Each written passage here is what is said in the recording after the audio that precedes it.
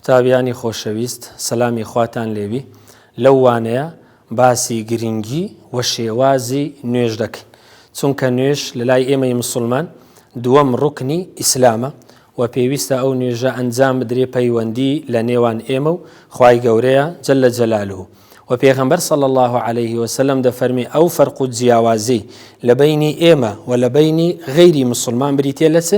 بریتیە لە نوێژکردن و پێغەمبەر صلی الله عليه وسلم دەفەرمێ ئەمەنی جبریل عند البەیتی مەڕەتەین جبریل عليه السلام دوو جار پێشنوێژی لۆ کردم لە لای بەیت لە لای کەعبەی پیرۆز بۆی پێغەمبەر صلی الله عليه وسلم بە چاوی خۆی جبریل عليه السلام ببینی و سەحابەکانیش ئەوانیش پێغەمبەریان بینی کە پێغەمبەر کو نوێژی کردیە و چەند جارێک پێغەمبەر صلی الله عليه وسلم لەسەر مینبەری خۆی نوێژی بۆ سەحابەکان ئەنجامدایە و فەرموویتی صلوا کەما ڕەئەیتمونی ئوصەلی کو نوێژ بکەن کو ئەمنتان بینیوە نەک لە خۆتانەوە کەسێک هەستی بە کەیفی خۆی نوێژ بکە نەخێر بەو شێوازەی کە لە پێغەمبەرەوە هاتووە صلی الله عليه وسلم پێویستە لەسەرمان بەو جۆرە ئەمە نوێژ بکەین بۆیە دەمانەوێ بە شێوازێکی عەمەلی بە شێوازێکی کرداری ڕوکنەکانی نوێژ ڕوون بکەینەوە کە زۆر زۆر ئاسانیشن بەڵام لەوانەیە زۆر جار لەبەر ئەوەی گرنگیمان پێنەدایە ڕوکنەکان بە تەواوەتی لە لامان ڕوون نەبن ئەمە قوتابیانی خۆشەویست یەکەم جار طبعا ئەمە بەدەست نوێژەوە بەرامبەر خوای گەورە ڕادەوەستین وایە قیبلە خۆشەویست دەفەرمێ لە لای ڕاست هەتاکو لای چەپ لە ڕۆژ هەلا تا ڕۆژ ئاوا هەمووی قیبلەیە یعنی کەسێک هەندێک خوارە ڕووی لە قیبلە نییە ئەوە نوێژەکەی هەر تەواوە ڕوومان لە قیبلەیە و ئەمە الله ئەکبەر دەکەی الله ئەکبەر دەستی خۆت هەر کوو دەگری تەواوە بە هەر جۆرەك مەسەلەن محەممەد دەلێ ئەمن دەستی خۆمە وها دەگرم ڕۆژگار دەرێ ئەمن خوارتر کەسێکی تر هەندێک بەرزتر ئەوجا ئێرەی خۆت دەگری یان ئەو مەچەکە دەگری یان ئێرە دەگری بە هەر نەوعەک دەستی خۆت بگری زۆر زۆر تەواوە و هیچ کێشەی نییە ئەو کاتەی کە بە پێوەینە تەنها و تەنها سوورەتی فاتحەمان لەسەر واجبە سوورەتی فاتحە بەتەنێ هەر شتێکی تر لە دوای سوورەتی فاتحە هەمووی بریتێ لە سنەت و خێری زیاتر دەگات ئەگەرنا تەنها و تەنها سوورەتی فاتحە أعوذ بالله من الشيطان الرجيم بسم الله الرحمن الرحيم سوورەتی فاتحە دەخوێنی هەتا ولا الضالين آمين لە دوای ئەوە لۆت هەیە بڕۆیە ڕکوع بە چ شێوازێک دەڕۆیە ڕکوع الله ئەکبەر و دەست بەرزکردنەوە سنەت دەتوانی هەڕێک بەبێ الله ئەکبەر و دەست بەرزکردنەوەی بڕۆی ڕکوع شێوازی ڕکوعی تەواو کووە بە چ جۆرەك ئەمە ڕکوعی تەواو دەبین دەرێن الله ئەکبەر ناو لەپی دەستی خۆمان لەسەر چۆکی خۆمان دادنین و چاویشت تەمەشای هەر شوێنێکی دەکەی کێشە نییە چونکە چاو کۆنترۆل ناکرێ ئەو کاتەی کە بە پێوەی ئەو کاتەی لە ڕکوعی ئەو کاتەی لە تەحیاتی چاو تەحەکومی پێ ناکرێ دەسەڵاتت بەسەری نییە تەمەشای هەر شوێنێک بکە هیچ کێشەت نییە دەرێن الله ئەکبەر بەو شێوەیە ئەگەر هیچ لەو ڕکوعەش نەخوێنی ڕکوعت هەر تەواوە بەڵام هەتا پێتان دەکرێت ڕکوعەکە مام ناوەند بی نە زۆر ئەوها و نە زۆر ئەوهاش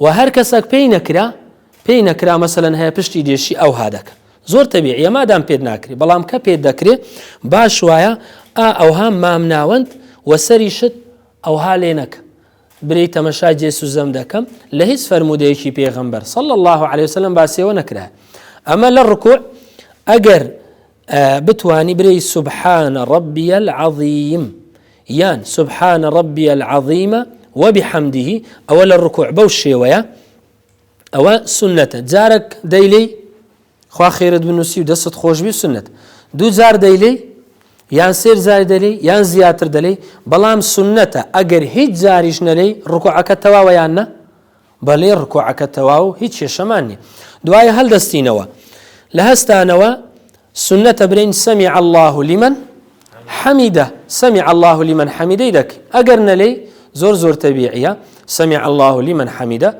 ربنا ولك الحمد بلام هتا بيتان دكري دزيل نيجي خوتان نكن هي واهيا سبحان ربي العظيم يعني سبحان ربي العظيم وبحمده سمع الله أكبر ببي أوي خوي راز بكاتوا بيويست فقراتي بشتت رازبي وكو يكمزه باشە دوای ئەوە ئەمە دەڕۆینە چ ئەمە دەڕۆینە سوزدا حەز لێ یەکەم جار دەستدانێ ها منەوە ها دەکەم الله ئەکبەر حەزت لێ یەکەم جار چۆکەکان پێیەکانت دابنێ برێ الله ئەکبەر. بەڵام ئەوەی لە پێغەمبەر هاتووە صلی الله عليه وسلم، پێغەمبەر صلی الله عليه وسلم یەکەم جار چۆکەکانی داناوە الله ئەکبەر، بەو شێوەیە چۆکەکان ئەو جا دەست ئەو جا سەر، کە هەل دەستی بەعەکسەوە، یەکەم جا سەر ئەو جا دەست ئەو جا پێیەکانت. بەو نەوع ئەمە دەڕۆینە سوزدە. لە سوزدە نێوچەوان و کەپومان لە عەردە، ناولەپی دەستمان لە عەردە، هەردوو چۆکەکانمان لە عەردە لەگەڵ پێیەکانمان. ڕاستە؟ بەو نەوعە سجودی خۆمان دەبین. لە سوزدە چ دەڵێین؟ سبحانە ڕەبی الأعلى یان سبحانە ڕەبی الأعلى وبحەمده، یان هیچیش نەلێی. بەڵام مهم ئەوەیە لە سەرخۆ سەبر لەو زیکرە تێبگەی و بە سەبری و لە سەرخۆ بیلەی بۆی ببیتە خشوعلۆت. ئێستا شێوازی سوزدەی دروست، دەستی خۆت زۆر زۆر درێژ نەکە، زۆر ئەوهاژ نەکە ئەلێرەوە، نەخێر بە ئەتیادی خۆت ئەوها بەو جۆرە سبحانە ڕەبی الأعلى جارێک دوو سێ بە کەیفی خۆت سبحانە ڕەبی الأعلى. دوای ئەو ئەمە دەلێن الله ئەکبەر. وەکو ڕکوع بۆتمان دزی لە نوێژی خۆمان ناکەین، هیوا هەیە مەسەلەن ئەوها دەکا سبحانە ڕەبی الأعلى الله ئەکبەر الله ئەکبەر، دووبارە یعنی مختصری دەکاتەوە و دزی لە نوێژەکەی خۆی دەکە. ئەم پرسیارێکتان لێ بکەم، بە یەک خورمە تێر خواردن دەبی ئەگەر زۆر برسیت بی؟ نەخێر، پێویستە باش بخۆی و جە تێر دەبی. نوێش بۆی دڵمان پڕکان لە ئیمان، پڕکان لە خشوع، پێویستە بە سەبر لە سەرخۆ معنای وشەیەکان بزانین، ئەوجا ئەو کاتە بەڕاستی تامی لێ دەکەین قەد ئەفلەح المؤمنون الذين هم في صلاتهم خاشعون. ئەوە سوزدەمان برد سبحانە ڕەبی الأعلى بەو جۆرە. هەتا دەکرێت دەستەکانت ڕوە و قیبلەبی پەنجەیەکانت باشتر.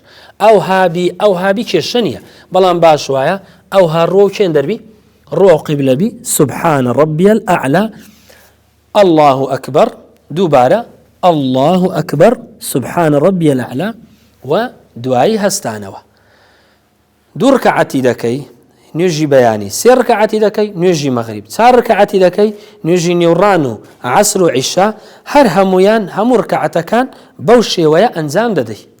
چمان دەمینێ؟ تەنها تەحیاتمان دەمینێ. تەحیات باش وایە پێیەکانت ئەبەو جۆرە بی، ئەگەر لێتان دیاربی پێ ئەبەو جۆرە لەسەر پێی چەپی خۆدانیشی پێی ڕاستیشت بەو جۆرە بی. ئەگەر بەو جۆرە بی هەر زۆر زۆر باش، ئەگەر بەو جۆرە بی هەر تەواوە، ئەگەر بەو جۆرە بی هەر تەواوە.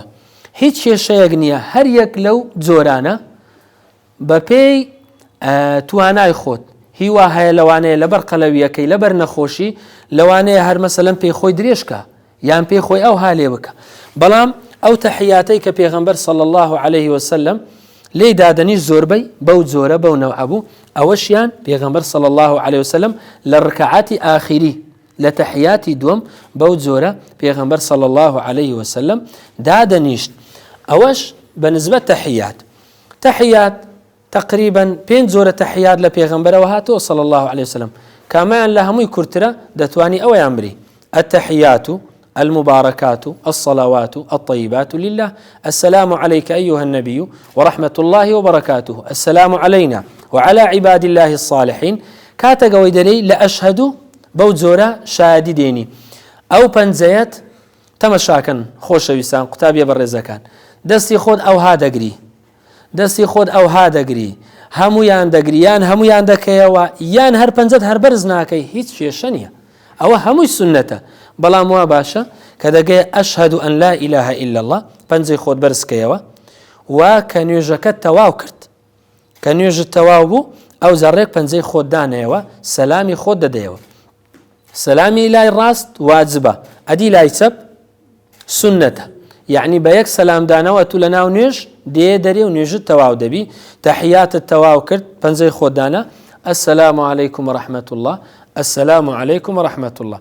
هەیە زۆر ملی خۆی دێشینی مەسەلەن، ئەوە باش نییە، هەر بەس سەلام دەکەی لەولا ئەسەلام عەلەیکم پێویست ناکا ملیشت ئەو حالێ بکەی، هەیە دەرێ ئەسەلام عەلەیکم وەڕەحمەت الله ئەسەلام، پێویست ناکە ئەو لەو ناوەڕاست ئەو ها سەری خۆت نەویک السلام عليكم ورحمة الله، السلام عليكم ورحمة الله وبركاته. بەو جۆرە ئەمە نوێژی خۆمان بە تەواوەتی ئەنجام دەدەین بەو شێوازەی کە لە پێغەمبەرەوە صلى الله عليه وسلم بۆمان باس کرایە و خۆشەویستمان دەفەرمێ صلوا كما رأيتموني أصلي. پێم خۆشە ئەگەر هەر یەک لە قوتابیە بەڕێزەکانمان پرسیاری هەبی دەربارەی نوێژ، دەربارەی ڕوکنەکان، لە ڕکوع و لە سجود، لە تەحیات، لە زیکرەکان، لە هەر شتێک پرسیار بکاو لە خزمەتی دەبین. بەڵێ وایە وایە وایە یان فکرت دەڕوا. طبعا لە ناو نوێژ زۆربەی هەر زۆر خەلکی فکری دەڕوا و شەیطان هەموو قووەتی خۆی سەرف دەکا لەوەی نوێژەکەی لێ تێک بدا و خێرەکەی لێکەم بکاتەوە. بەڵام سنەتی پێغەمبەرە صلى الله عليه وسلم کە فکری وامان لۆ دێ لە ناو نوێژ بلین ئەعوذ بالله من الشەیطانی ڕەجیم، ئەو ئەعوذ بالله بکەین. ئەگەر زۆری لۆت هینا دەتوانی بەلای چەپت سێ وردە تفی ئەوها بکەی لۆ ئەوەی بە تەواوەتی مێشکرد لە کوێن دەربی لە لای نوێژەکەت بی. ئەوە بەو نەوعە ئینشاء الله ڕزگارت دەبی لەو فکرە و لەو خەیاڵاتەی کە لۆت دێ. بەڵام ئەوە بەسەر هەموو کەسەک دێ ئەو جا کەم یان زیاد ئەوە هەر هەیە. پرسیاری تر؟ بەڵێ دەستەکانت خۆشبی. پرسیارێکی زۆر زۆر باش. ئەگەر لە ناو نوێژ بووی نازانم محەممەد نازانم ئەمن 4 ڕکعەتم ئەنجامدا یان 3 ڕکعەتم ئەنجامدایە، هەموو کاتێک ئەتوو کامەی هەلدەبژێری ئەوەی کەمەکەیان هەلدەبژێری، کامەی ئەوەی کەمەکەی. مەسەلەن ئەمن دەرێم 3 ڕکعەتم کردیە یان 4 تەئکید 100% سێم کردیە وایە سێیەکەم ئەنجامدایە تەواو ئەمن سێیەکە سابتە هەلدەسمەوە لۆ ڕکعەتی 4ەم. ئەگەر توانیت لە ئەخیری پێش سەلامدانەوە 2 سوزدەی دەبەی و تەواو. بەس من پرسیارێکی دیتان لێ بکەم کە زۆر پێز و دەستان خۆشبی. لە کاتی نیەت هینان مادام ئەتو نیەتەکە لە دڵتە، نیەتی تو لە دڵتە و بەو نەوعە هاتی لەوەی نوێژی ئەنجام بدەیت، دەزانی 100% نوێژی چیە؟ نوێژی نیوڕانە 4 ڕکعەتە. ڕێک پێویست ناکە ئەمن برێم نیەتم وایە 4 ڕکعەت نوێژی نیوڕان دەکەم لەو مزگەوتەی لەو جێی لۆ خوای گەورە پێویست بە هیچ شتێک ناکە. ڕێک برێ الله ئەکبەر تەواو هیچ کێشەی نییە. بەڵام هی وا هەیە دەرێ وەڵ ئەیما ئەمسا حەزم لێیە هەر لۆ دلی خۆم لۆ نیەتی خۆم حەزم لێیە برێم نیەتم وایە 4 ڕکعەت نوێژی نیوڕان دەکەم. ئێبی لێ هیچ کێشە نییە. بەڵام ئەگەر نەیشی لێ نیەتەکەت بە خۆت هەیە. دەستان خۆشبی بە هیوای ئەوەی هەمومان لەسەر نوێژەکانمان گەرم و گوڕ بین و بە جوانی ئەنجامی بدەین و بەو شێوازەی کە لە پێغەمبەرەوە هاتووە صلى الله عليه وسلم. دەستین گۆش خۆشبی. وەسەلام عەلەیکم وەرەحمەت الله وبەرەکاتوه.